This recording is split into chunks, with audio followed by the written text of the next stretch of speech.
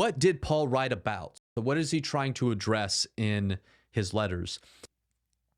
I would argue that Paul is primarily wrestling with the implications of Jesus' death and resurrection, which stands at the core of Paul's gospel, in three areas in particular. The death and resurrection of Jesus, or Paul's shorthand term, is the cross.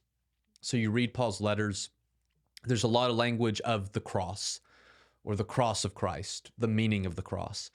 And when Paul says cross, he's not referring only to Jesus' death.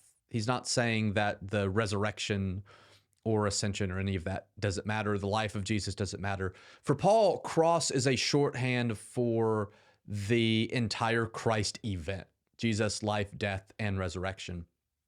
And it comes up so often. That's at the center of Paul's gospel. So what Paul believes the good news is the cross. It's the death and resurrection of Jesus. So what Paul's trying to wrestle with and understand in his letters, I think, are the implications of the cross.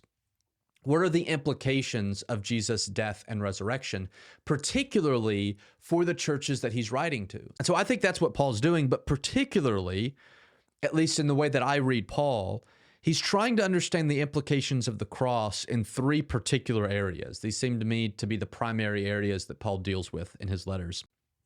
The first is Jewish heritage and promises and how that relates to Gentiles. A second thing, which is a prominent feature of Paul's understanding of the cross, is justification by faith. And the third implication of the cross that Paul deals with is morality. And so to me, it seems that Paul's writing in order to address specific situations in specific churches, and he addresses those through the lens of the cross, through the lens of the work of Jesus. And normally he's dealing with one of those three issues